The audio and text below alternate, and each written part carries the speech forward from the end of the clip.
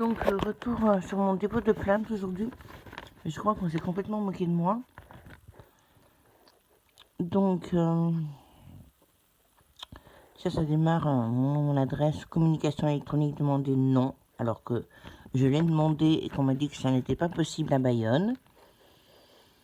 Infraction, violence ayant entraîné une incapacité de travail n'excédant pas 8 jours. Ok. Mais il y a aussi destruction de biens, notamment un ordinateur et tout ça. Date lieu le 29/04/2020 à 21h, c'est faux. J'ai toujours précisé que j'avais appelé la police à 20h40, donc c'était plutôt à 20h35. Rue Léon Bonnat à Bayonne. Alors il n'y a pas de rue Léon Bonnat à Bayonne, hein, puisque j'étais au square de la mairie, et je l'ai bien précisé aussi, et il n'y a aucune rue Léon Bonnat à Bayonne. Précision, personne remarquée, un homme. Parce que la police est venue à interroger des témoins qui ont été à relever des noms et tout ça, mais la personne qui m'a reçu, donc la PJ, Madame Hélène Felten, brigadière de police, n'a pas voulu le noter ni se mettre en contact avec ses collègues qui avaient les témoins, qui avaient pris les noms, identités et numéros de téléphone des témoins. Alors, je déclare, je vis seule chez moi, je suis au chômage et je recherche activement un travail. Ok. Le 21 avril, je me suis rendu à Hendaye pour aller voir une agence d'intérim. J'ai vu un homme type nord-africain qui était là et qui parlait aux gens. Alors déjà, quand elle a commencé à me relire la déclaration, j'ai dit, elle me l'a relu jusqu'à cette phrase, parce que tout de suite, ça a été le clash, puisque moi, je disais, dès le départ, de type méditerranéen, donc avec des cheveux naturellement lisses, plutôt le type italien, brun, voilà, bon. Pour moi, type maghrébin, c'est plutôt quelqu'un avec des cheveux qui ont tendance à friser ou des choses comme ça. Dès le départ, j'ai voulu préciser quand elle m'a relu que c'était type méditerranéen plutôt que type maghrébin. Et j'avais aussi donné des indications précises sur les dents du monsieur qui étaient bien pourries et tout ça. Il lui manquait plusieurs dents. Et sur sa taille, entre 1m70 et 1m74, sur sa musculature, mais bon, rien. Donc, j'ai vu un homme de type nord-africain qui était là. Non, il n'était pas là. Hein. Il était sur le pont de l'Europe, c'est-à-dire en Espagne.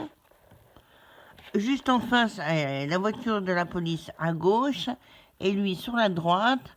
Et moi, je voulais regarder si on pouvait passer en Espagne. Et en fait, si la frontière est ouverte tous les jours, de 11h à 16h, c'est marqué, c'est affiché. Et il m'a proposé de la cocaïne ou... alors, elle écrit un homme type nord-africain qui était là et qui parlait aux gens. Non, qui attrapait tout le monde par le bras pour leur proposer de la coke, des extas ou du chichon. Je n'y ai pas prêté attention. Si, j'ai largement prêté attention. Je trouvais quand même ça gonflé que le mec soit en train de faire ses tratous juste en face des flics. Et en outre, nous sommes rentrés par le même bus. Et il ne m'a pas parlé dans le bus, il parlait à une autre fille. Et il lui disait s'appelait Mohamed, habitait à Boucau, dans un appartement, machin, bon bref, un gros plan de drague, bien chez moi, t'auras tout ce que tu veux. Bon. Le 22 avril, j'ai été à Anglette, dans une association d'insertion. Oui, bon, à peu près, hein, d'intérim. Hein. Et j'ai encore vu cet homme qui m'a dit être SDF à Anglette et s'appelait Ismaël. Non, il m'a pas jamais dit s'appeler Ismaël. La première fois que je l'ai entendu, donc il s'appelait Mohamed. La deuxième fois, il m'a dit un autre nom arabe, donc à Anglette. Je me rappelle plus du tout. Et là aussi, il voulait absolument que je vienne chez lui, cette fois à Anglette. Il voulait me donner des papiers, machin, pour circuler, m'imprimer des trucs. Je lui ai demandé s'il pouvait m'imprimer des trucs que je voulais, parce que j'ai besoin d'imprimer des choses. Mais non, c'était juste, bon, bref. Moi, je sais plus comment il s'appelait. Alors, le premier coup, il s'appelait Mohamed. Le deuxième coup, je sais plus, Abdil ou je sais pas quoi. Bon, bref. J'ai pas voulu le suivre. Le 23 avril, j'attendais à la maraude. Oui, c'est vrai, j'attendais, vu que je n'arrive pas à avoir mes droits auprès ni du département ni du CCAS. Je suis obligée de manger à la maraude. Cet homme était à l'arrêt de bus, c'est vrai. Il m'a offert des cigarettes, ce qui m'a surpris, et m'a dit attendre lui aussi la maraude. C'est vrai. Ça m'a surpris d'autant plus qu'il ait des cigarettes toutes faites, des Marlboro, en fin de mois, et qu'il les distribue à la ronde. Ensuite, il m'a offert de son vin. Alors, elle est trop cool, parce que j'ai pas arrêté de refuser, j'ai jamais bu une goutte de vin avec ce type-là. Nous avons parlé. Non, on n'a pas trop parlé. Non, on n'a pas trop parlé, puisque justement, j'ai dit que je voulais pas de vin. Et que je voulais surtout pas qu'il me touche ni qu'il m'approche. 2 jours après, donc c'est vrai, j'ai revu cet homme au quartier Saint-Esprit à Bayonne. Et il m'a demandé de l'accompagner au vestiaire de la Croix-Rouge. Non, il m'a demandé de l'accompagner au vestiaire chez des copains, soi-disant très très sympas, qu'on allait fumer, machin chose. Et ensuite, on irait à la Croix-Rouge, qu'on me donnerait plein de vêtements. Et alors, je reprends le texte. Comme je sais qu'il n'y a pas de vestiaire à la Croix-Rouge depuis le confinement, je me suis inquiétée. Madame Hélène Felten ajoute il m'a dit des choses qu'il savait de moi, oui. Spontanément, en me voyant sur un banc, il savait que j'étais bilingue avec l'anglais et que j'aimais certaines émissions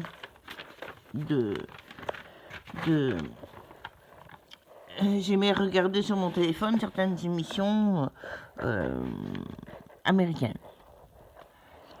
Le 26 avril, en étant à la place des Basques, j'ai vu encore Ismaël, mais je sais pas qui s'appelait Ismaël, moi, qui est venu me voir. Non, c'était le 26 au matin il m'a fait le plan, je vais au Vestiboutique et tout ça, c'est ouvert, bon. Et le soir même, il était à la place des Basques.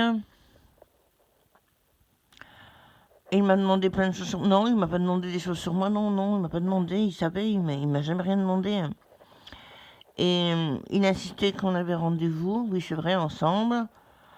Mais ce n'était pas vrai. Alors, suite du procès verbal, j'ai eu très peur de rentrer chez moi. Non, j'ai pas eu très peur de rentrer chez moi. Non, j'ai pas eu très peur de rentrer chez moi. J'ai essayé de faire intervenir la Croix-Rouge pour qu'ils me lâchent. Je leur ai signalé que j'avais jamais invité personne chez moi. Le mec était encore une fois de plus avec son vin rouge. Il prétendait savoir que j'avais, ce qui est vrai, toujours un genre de couteau suisse avec tire-bouchon dans mon sac. Il voulait absolument que je lui donne pour ouvrir la bouteille, jamais voulu. Et j'ai demandé de l'aide à la Croix-Rouge, ils m'ont dit non, mais vous allez vous débrouiller. Et ensuite, j'ai demandé de l'aide, à des gens de me raccompagner jusqu'à mon quartier. Bon, c'est vrai que j'ai flippé. Le 27 avril, j'ai encore vu Ismaël sur la place des Basques, mais je crois qu'elle s'est embrouillée. Elle s'est embrouillée dans les dates. Bon. Et d'abord, je ne savais pas qu'il s'appelait Ismaël. Moi, j'étais persuadée qu'il s'appelait Mohamed. Après, il s'est appelé, je ne sais plus quel autre prénom. Et c'est les gens de la Croix-Rouge qui l'appellent non pas Ismaël, mais Israël. Ok. Donc, le 29 avril, j'ai été à la maraude pour obtenir à manger au parc rue Léon-Bonnat. Non, mais n'importe quoi. Non, j'étais à la maraude. J'ai eu très peur parce que ce gars, il avait l'air de savoir pas mal de choses sur moi. Je ne suis pas allée pendant plusieurs jours. Et j'y suis revenue et j'ai insisté pour me tenir sous les caméras de surveillance de la mairie. Donc, elle écrit. J'ai demandé à un homme si on pouvait rester ensemble. Non, non, j'ai pas demandé à un homme. J'ai demandé à une personne qui mange à la maraude aussi, qui est SDF. Je lui ai expliqué, comme je l'avais déjà expliqué à plusieurs personnes auparavant, que qu'il y avait un gars qui me faisait peur. Je lui ai dit, je veux rester à côté de vous. Donc, ce mec, il est SDF officiel. Et il m'a dit d'accord, et tout ça, on a discuté un peu. Bon. Euh, hmm. J'ai demandé à un homme si on pouvait rester ensemble car j'avais peur d'être seul si Ismaël revenait. Ismaël, alors, c'est pas du tout passé là. Donc la distribution, enfin, ce gars, pour moi, il s'appelle ni Ismaël, ni Mohamed, ni quoi que ce soit, et il n'est pas arabe du tout. Hein, ça c'est, je l'ai bien précisé à la dame de la police. Ils nous ont donné la nourriture et j'avais peur qu'il me suive. J'ai demandé au SDF si je pouvais rester avec lui. Il m'a dit non parce que j'ai laissé mes affaires au square Léon Bonnat, donc le square où a eu lieu l'agression. Et je ne veux pas les laisser toute seule. Enfin, il ne voulait pas laisser ses affaires seules. Mais si vous voulez, vous pouvez venir avec moi, on va discuter. J'ai dit d'accord. Donc ça, c'était environ à 8h du soir. Alors elle écrit Ismaël est revenu. Mais il s'appelle pas Ismaël. C'est vrai qu'il est revenu. Donc on était sur le kiosque à musique. Enfin, le monsieur SDF il était tout en haut du kiosque à musique. Moi j'étais 3 marches en dessous. On discutait tranquillement. Et ce type est revenu. Il était très provocateur, il insistait absolument pour que je l'accompagne quelque part. Il voulait absolument m'offrir des cigarettes dont je ne voulais pas. Je me suis un moment énervée et je lui ai dit que j'allais appeler la police. Il a piétiné et détruit toutes mes affaires, y compris l'ordinateur. J'avais amené l'ordinateur, la facture et tout ça. Hein. On voit que dans la plainte, il n'y a aucun dégât matériel. Bon, alors qu'est-ce qu'elle écrit Ismaël est revenu. Ouais, ben, revenu. Bon, d'abord, il s'appelle pas Ismaël. En plus, pourquoi il est revenu Non, il n'est pas revenu, puisque nous, on était au syndicat d'initiative, et après, j'ai accompagné le SDF jusqu'au jardin public. Il n'est pas revenu. Il n'était pas parti, il n'était pas là. Donc, Ismaël est venu. Enfin, le type qui dit s'appeler Ismaël est venu. J'ai dit que je ne voulais rien avoir avec lui, oui, tout à fait. Que je ne voulais pas de ses cigarettes, oui. Ismaël, mais il s'appelle pas Ismaël. Je suis sûr qu'il s'appelle pas Ismaël. De toute façon, à la maraude, il n'appelle pas Ismaël, il l'appelle Israël. N'était pas content, oui, t'as raison, oui. Il a piétiné mon sac, ah oui, avec mon ordinateur et la nourriture à l'intérieur. J'ai alors dit que j'allais appeler la police. Ah oui, j'étais furax. J'ai dit, ah ben c'est comme ça, tu vas voir, si je ne vais pas l'appeler la police. Israël m'a attrapé par le col, m'a tiré dessus. Non, non, il m'a tiré rien du tout dessus. Il m'a... Et déjà, c'est ça qui m'a fait si peur chez lui, c'est de voir qu'il était si musclé, que c'était quelqu'un qui faisait visiblement du sport de compétition et tout ça. Et il m'a attrapé par le col de ma veste et m'a projeté par-dessus la rambarde du kiosque à musique, c'est-à-dire il m'a soulevé de terre et il m'a projeté la face contre terre, pas m'a tiré dessus, il m'a pas tiré, il m'a tiré aucune balle ni quoi que ce soit, il m'a soulevé et m'a projeté par terre 3 mètres plus loin. Je suis tombé au sol après avoir volé mais bravo, au-dessus des 5 marches du kiosque. Oui, ça c'est vrai. Il m'a ensuite donné un coup de pied dans le cou et est parti en courant. Ça, c'est vrai. J'ai appelé la police qui est intervenue. Les pompiers sont venus et m'ont transporté à l'hôpital. Ok. La police m'a assuré à ce moment-là que j'allais voir les urgences médico-légales, qu'ils faisaient une réquisition, puisque je ne tiens pas tellement à aller aux urgences. Mais quand je suis arrivée à l'hôpital, on m'a dit qu'il n'y avait aucune urgence médico-légale à Bayonne. Le médecin m'a délivré un certificat médical avec 2 jours d'ITT. Oui, c'est vrai, sauf que c'est pas le médecin de l'hôpital, puisque l'hôpital a absolument refusé quoi que ce soit. Et que j'ai dû aller le lendemain par mes propres moyens voir un médecin du quartier. Lors de ma chute, mes lunettes se sont cassées. Oui, elles ont été réparées hier. Ouais.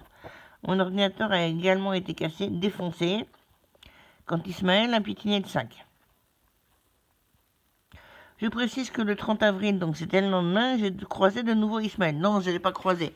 Non, le 30 avril, je suis allé au point accueil jour à l'endroit des SDF pour signaler la dangerosité de cette personne et pour essayer de savoir comment je pouvais voir un oculiste ou un ophtalmo de garde, enfin quelqu'un qui m'aide à réparer mes lunettes. Soi-disant, personne ne sait rien à l'hôpital, personne ne sait rien, pompier, personne ne sait rien nulle part. Et tout d'un coup, il est arrivé derrière moi et il m'a à nouveau menacé. J'ai voulu appeler tout de suite la police, puisque les officiers de police qui sont intervenus étaient très aimables, m'avaient dit si vous le revoyez, appelez-nous tout de suite. Et au point accueil jour, on m'a arraché mon téléphone des mains et on m'a dit de partir et interdit d'appeler la police. C'est quand même un peu différent.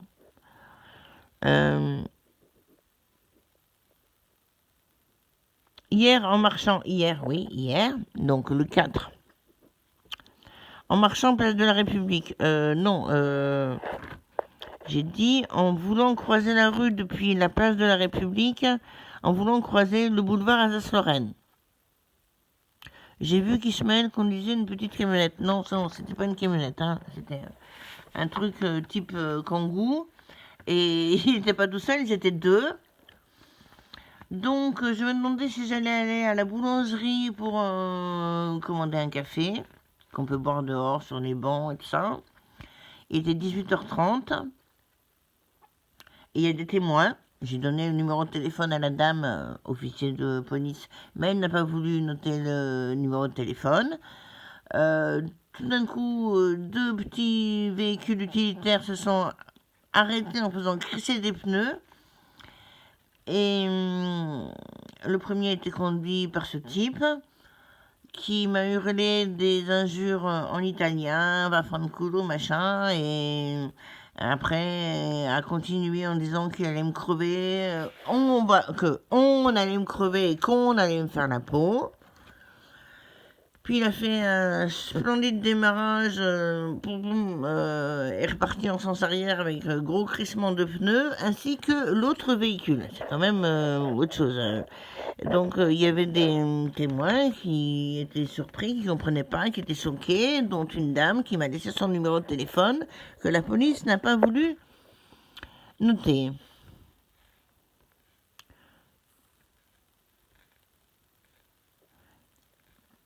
Donc, il m'a vu, il a fait demi-tour. Non, il m'a pas vu, il a fait demi-tour. Non. Il s'est arrêté net. Enfin, bon, bref. Ismaël est connu à la Croix-Rouge de Bayonne. Oui, c'est vrai. Ils ont l'air de le connaître, mais ils l'appellent pas Ismaël. Ils l'appellent Israël, hein, comme j'ai précisé à la dame.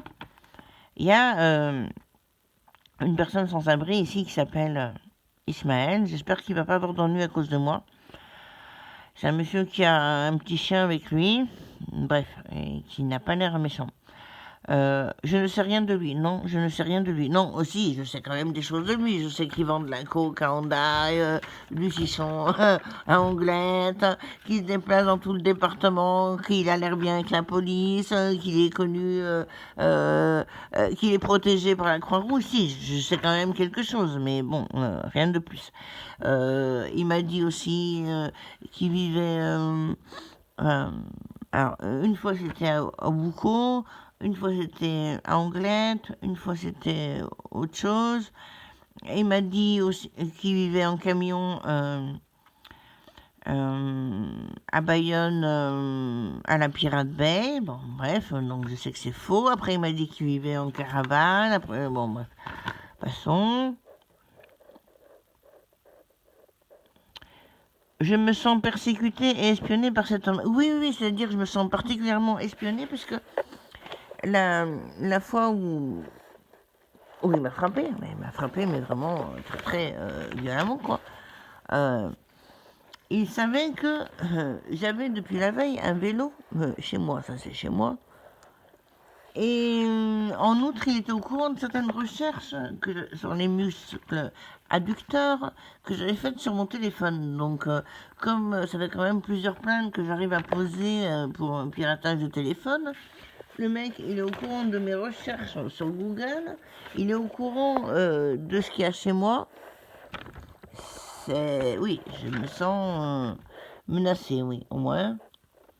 Persécuté par lui, non, je crois pas que pour moi c'est qu'un agent, mais bon, pas par lui particulièrement. Je pense qu'il était furieux parce que j'ai pas voulu le suivre dans les endroits sans caméra où il voulait absolument m'amener, que je menaçais d'appeler la police s'il continuait à apparaître, parce qu'il n'a pas apparu que là, quoi, apparaître partout, là, là. Je dépose plainte contre Ismaël non inconnu pour les faits précités. Mais alors, les faits précités, mais il n'y a pas les faits précités, parce que les faits précités, c'était introduction dans un système informatique, coups et blessures, bien sûr, destruction de biens, et là, je vois préjudice 0, dégâts 0, préjudice blessure. Ah non, non, non, attends. Alors, en plus, la dame, là, donc, on termine cette histoire, parce qu'elle m'a pas relu. Elle m'a relu juste que individu de type maghrébin. J'ai demandé de changer pour type méditerranéen, parce que pour moi, il y a une différence. Et j'ai demandé à des gens autour de moi et tout ça, pour tout le monde, il y a une différence, notamment au niveau des cheveux, quand on dit un maghrébin ou quand on dit un méditerranéen, bon bref. Et donc elle a pas voulu continuer à relire, elle m'a dit vous signez là et tout, bon, moi je suis un peu, ouais, bon, j'ai signé quoi. Mais bon, j'avais amené l'ordinateur qui m'a destroyé, les factures, ça, elle ne voulait pas regarder. J'avais aussi le contrôle des caméras que j'ai chez moi pour montrer que quand on te pirate un téléphone, on peut savoir tout ce qui se passe chez toi. Et, et donc voilà, j'ai une plainte qui n'est pas une plainte. Enfin, je veux dire, il est où marqué et mes lunettes, parce qu'il faut quand même que je les refasse, hein, parce que c'est visible, hein, il faut refaire tous les verres et tout ça. J'en ai pour 800 balles, ordinateur 600 balles, j'en ai pour 1500 euros de frais, ne serait-ce que ça. Mais on dirait vraiment que j'ai pas rencontré un mec qui était bien avec toutes les polices, qui vendait de la coke, qui dealait, qui offrait des cigarettes, qui avait des appartements partout.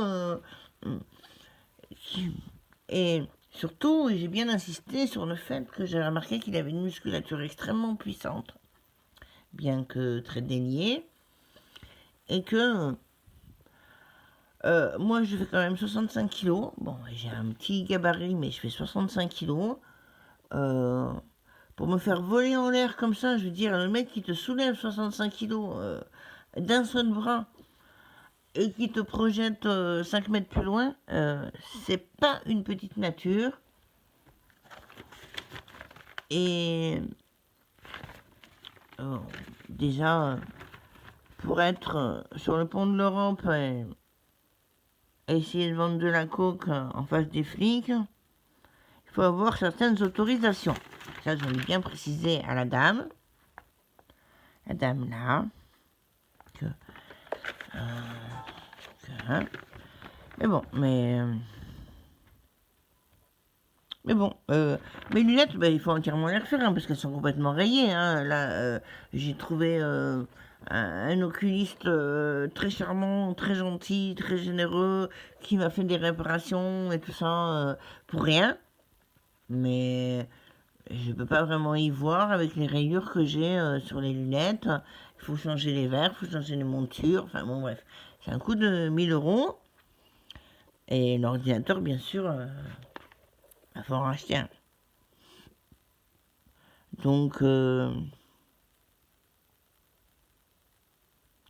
dégâts zéro, préjudice, blessure. Alors oui, voilà, l'histoire préjudice, blessure. Donc, c'est vrai que le Toubi, il a écrit que j'étais très choquée par cette histoire, ça, voilà. J'avais conclusion, machin, truc, hein. Mais surtout, depuis cette histoire, je me suis mis à avoir des problèmes avec ma mâchoire, que j'ai jamais eu de problème avec la mâchoire. Manger, ça devient difficile parce que j'ai la mâchoire qui se bloque et puis j'ai un problème avec un genou aussi. Enfin bon, bref, des douleurs qui risquent de m'handicaper durablement plus tard. Donc je demande à cet officier de police judiciaire de pouvoir voir, parce qu'à l'hôpital on m'avait dit qu'il n'y avait pas rien, de pouvoir voir les urgences médico-légales pour un suivi, tout ça, pour avoir des constatations par rapport au suivi de ma plainte. Et par rapport au remboursement des soins aussi, hein, parce que il y a ça aussi. Hein. Si, bon. Et elle me dit non, non, mais pendant le confinement du coronavirus, il n'y a aucune urgence médico-légale, en plus d'avoir écrit toutes ces conneries, parce que ce gars, il s'est jamais appelé Ismaël de sa vie. Moi, je le dis, j'ai vu avec 2 prénoms différents avant qu'il commence à me suivre partout. Et de toute façon, ce n'est pas le prénom que les gens de la Morode lui donnent, ils l'appellent Israël. Donc, c'est bon, quoi. Bon. Et donc, elle m'a affirmé qu'il n'y avait pas d'urgence médico-légale, donc j'ai fini par tout vérifier, y compris téléphoner au ministère de la Santé, de la Solidarité. Non, non, si, il y a des urgences médico-légales, c'est quelque part. On ne veut pas que je puisse porter plainte et avoir la prise en charge des soins pour les coups et blessures qui m'arrivent par un gars qui a l'air très bien avec la police, qui a l'air très bien avec la Croix-Rouge, qui vend de la coke, du shit, des extincts, du vin rouge et tout ça, et qui m'a harcelé pendant plus d'une dizaine de jours, qui apparaissait partout autour de moi, au point que je m'en étais émue auprès de gens avec qui je discute un petit peu, genre buraliste, machin, l'endroit où tu vas boire le café, parce que faut pas croire tout ce qu'il y a à la télé. Il est un endroit où on va boire le café, tout ça. Je l'avais déjà cité, mais là, le fait qu'il s'appelle Ismaël, c'est tout nouveau, ça. J'ai découvert en relisant la plainte, et je l'ignorais. Je l'ignorais. Voilà, mais j'avais déjà parlé de lui, 3-4 là, qui sont très très bizarres, qui me tournent autour à donf, et qui ont l'air de savoir exactement ce qui se passe chez moi. Genre, ah oui, t'as un piano, machin. Bon, voilà. Donc, j'arrête. Et voilà. Donc, voilà. Donc la police me dit, il n'y a pas d'urgence médico-légale. Et c'est faux. C'est faux. Et invente des prénoms, invente des histoires, enfin des trucs, genre, on a discuté, quand, moi, de quoi j'ai discuté d'appeler la police municipale, je sais pas, c'est ça que t'appelles la discussion. Il m'a offert du vin et on a discuté, ah oui.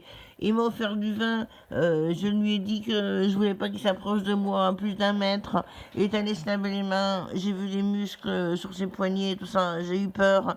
Je lui ai dit que s'il continuait à me parler, j'allais appeler la police municipale. Ça devient un langage policier. Il m'a offert du vin et on a discuté. Non. Il m'a offert du vin, il avait l'air de savoir que j'avais un petit outil, un truc... genre couteau suisse qui a une cuillère et tout ça dans mon sac. Il voulait absolument que je l'aide à ouvrir sa bouteille. J'ai dit non, je suis pas au courant, demande à quelqu'un d'autre. Ouais, si tu continues, j'appelle la police municipale, t'approches pas de moi, voilà. Ah ouais, je sais pas, je suis clair quand même. Non, mais ça, en langage policier, ça devient... Il m'a offert du vin et nous avons discuté. Ouais, nous avons discuté. J'ai discuté d'appeler la police. Voilà. Ça, c'était 4 jours. Je regrette Je regrette à fond de ne l'avoir pas fait. Ça, c'était 4 jours avant qu'il m'agresse. Je pense que ce jour-là, j'ai pas été très très maligne. Parce que